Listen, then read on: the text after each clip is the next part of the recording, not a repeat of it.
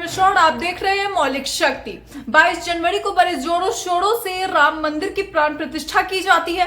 प्राण प्रतिष्ठा में पूरी तरीके से जो पूरे विधि विधान होते हैं, यजमान होते हैं, वो पीएम मोदी होते हैं। मगर दोस्तों, कुछ दिन पहले की खबर थी जब ये कहा गया था कि पीएम मोदी यजमान नहीं बन सकते हैं। उन पर जब ये सवाल उठाए गए तो कहा गया कि पीएम मोदी प्रतीकात्मक रूप से यजमान होंगे। जो वहां पर बैठेगा पूजा में, जो यजमान के रूप में बैठेंगे, वो मंदिर के ट्रस्टी और उनकी पत्नी होंगी।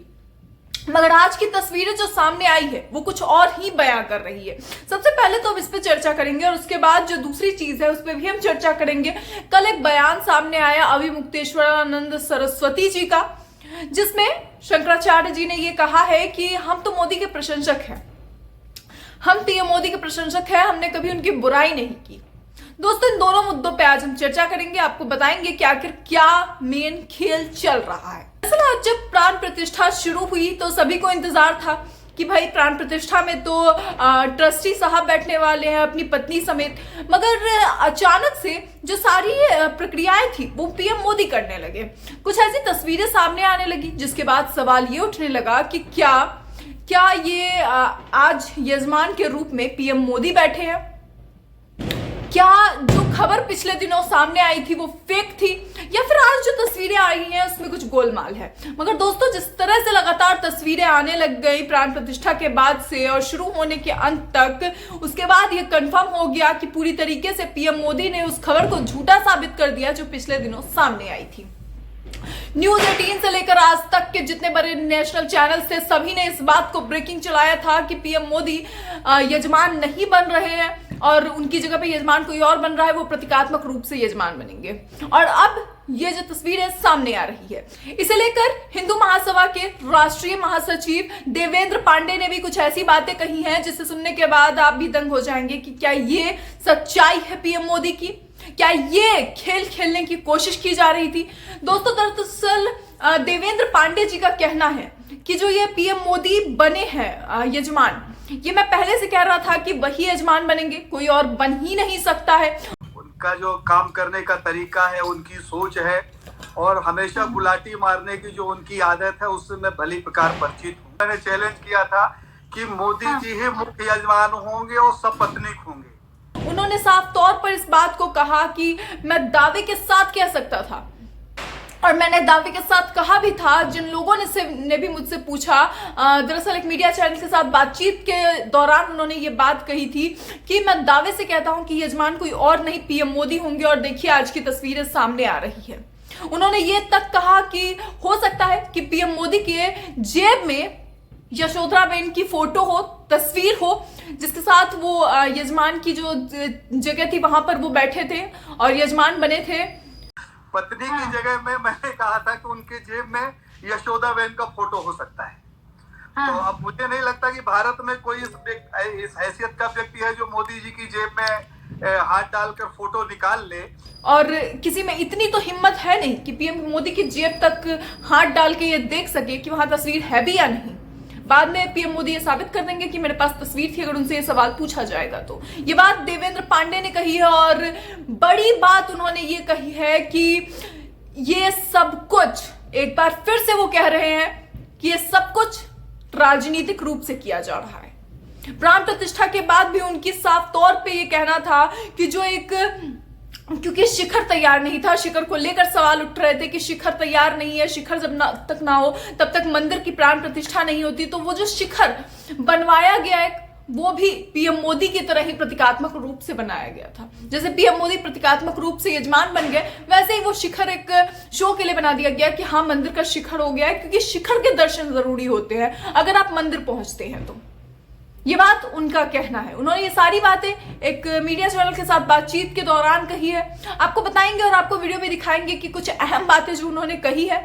वहीं दूसरी ओर दोस्तों, अविमुक्तेश्वरानंद सरस्वती ने साफ तौर पे ये कह दिया है कि जो प्राण प्रतिष्ठा है उसे लेकर वो पूरी तरीके से पलट चुके हैं। उन्होंने कहा है कि हम पीएम मोदी के कहीं से भी खिलाफ नहीं है। जरा ये खबर देखिए एनबीटी की, जहां पर लिखा गया है कि राम मंदिर प्राण प्रतिष्ठा पर सवाल उठाने वाले स्वामी अविमुक्तेश्वरानंद के बदले सुर बोले, हम मोदी के प्रशंसक। आखिर क्या कारण है कि शुरू से लेकर अब तक जो अभी मुक्तेश्वरानंद सरस्वती लगातार पीएम मोदी के खिलाफ थे, लगातार उनके खिलाफ कह रहे थे, न सिर्फ कह रहे थे बल्कि उन्होंने ये तक कह दिया था कि कोई भी शंकराचार्य वहां पर नहीं जाएगा, प्राण प्रतिष्ठा जो है वो पूरी तरीके से गलत है। जो व्यक्ति, जो शंकराचार्य उस बात पे टिके थे, आखिर कौन सी बड़ी बात हो गई कि इन्हें पलटना पड़ गया। दरअसल अभी मुक्तेश्वरानंद के इस कार्य को लेकर देवेंद्र पांडे का कहना है कि कहीं ना कहीं इसका भी कारण इससे ही जुड़ा है, कहीं ना कहीं उनके साथ भी बातचीत चल रही होगी, कुछ उनपे भी प्रेशर बनाया गया होगा, जिसे लेकर उन्होंने ये बातें कही है। जरा देखिए कि आखिर क्या कहा है देवेंद्र पांडे ने। कल तक मुक्तेश्वरानंद के आश्रम में सारे मशीनरी और सारा जो राजनीतिक बल है वो लगा दिया गया था। आज सुबह संवाद हुआ उनके। दोस्तों सुना आपने, अब देखिए कि आखिर खबर में आगे क्या लिखा गया है।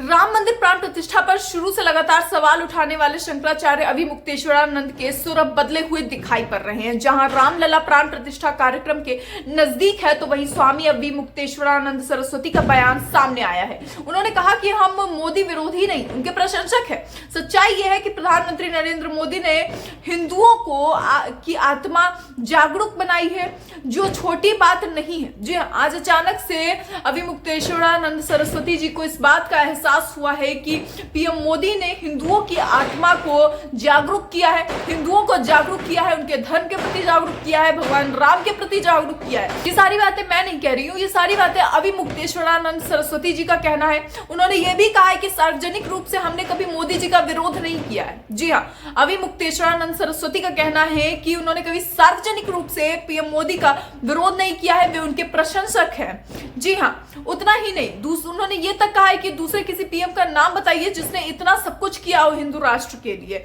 हिंदुओं को मजबूत करने के लिए इतना सब कुछ किसी और पीएम ने नहीं किया है। ये सारी बातें उन्होंने कही है, बल्कि सवाल उठाते हुए अभी मुक्तेश्वरानंद ने कहा है कि अनुच्छेद 370 हटाया गया तो हमने उसका स्वागत नहीं किया। क्या उन्होंने ये स्वागत नहीं किया था? ये उन लोगों के लिए शायद उनका सवाल है जिन्होंने ये कहा था कि अभी मुक्तेश्वरानंद जी कौन सा राम मंदिर के जब प्रोटेस्ट किया जा रहा था, उसके लिए जब लोग सड़कों पे उतर रहे थे और प्रदर्शन किए जा रहे थे, उसके लिए लोग झगड़ रहे थे राम मंदिर के लिए, तब कौन सा अभी मुक्तेश्वरानंद सरस्वती उस वक्त हमारे साथ थे? शायद उन्हीं लोगों से ये जवाब मांगा है उन्होंने। ऐसे कई बातें कही अभी मुक्तेश्वरानंद से ने जो साफ तौर पर इस तरीके से पलट गई, जैसे नहीं कहते हैं वक्त बदल गया जज्बात बदल गया, बस वही हो रहा था जब वो ये सारी बातें जी न्यूज के साथ बातचीत के दौरान कह रहे थे। दोस्तों, इस बयान के बाद से लोग अचंभे में पड़ गए थे कि आखिर ये कैसा बयान दिया है इन्होंने। मगर जब देवेंद्र पांडे ने अपनी बात कही तो उसके बाद एक अलग सी क्लैरिटी लोगों को मिलने लगी। हम आपको दिखाते हैं कि आखिर क्या सब कहा है इन लोगों ने। एक एक चीज को जरा गौर से देखिए, ध्यान से देखिए। धर्मनिरपेक्षता की शपथ ली है, 3 बार वो धर्मनिरपेक्षता की शपथ ले चुके हैं, इसलिए किसी धर्म कार्य में उनका सीधा अधिकार तो बनता नहीं। सच बात यह है कि नरेंद्र मोदी के आने से, उनके प्रधानमंत्री बनने से हिंदुओं का स्वाभिमान जागा है। हम एंटी मोदी नहीं हैं, बल्कि मोदी के प्रशंसक हैं। और इसलिए प्रशंसक हैं क्योंकि इतना हिम्मती और हिंदुओं के पक्ष में दृढ़ता के साथ खड़ा रहने वाला कौन सा दूसरा प्रधानमंत्री अभी तक आजाद भारत में हुआ है, बताओ ना। तो दोस्तों, देखा आपने, इस तरह से लगातार बयान बदल रहे हैं, लेकिन आपको बता दें कि प्राण प्रतिष्ठा बड़ी ही शांतिपूर्ण तरीके से हुई है। और इसके बाद अब आगे आने वाले समय में इस पर लेकर कौन कौन सी राजनीति बीजेपी करती है, ये आने वाला वक्त ही बताएगा। क्योंकि प्राण प्रतिष्ठा से पहले इतनी राजनीति हो चुकी है कि आने वाले समय के लिए उम्मीदें बढ़ गई हैं लोगों की। खैर, इसे लेकर आपकी क्या राय है, अपनी राय कमेंट बॉक्स में जरूर बताएं। ऐसी और खबरों के लिए देखते रहिए मौलिक शो।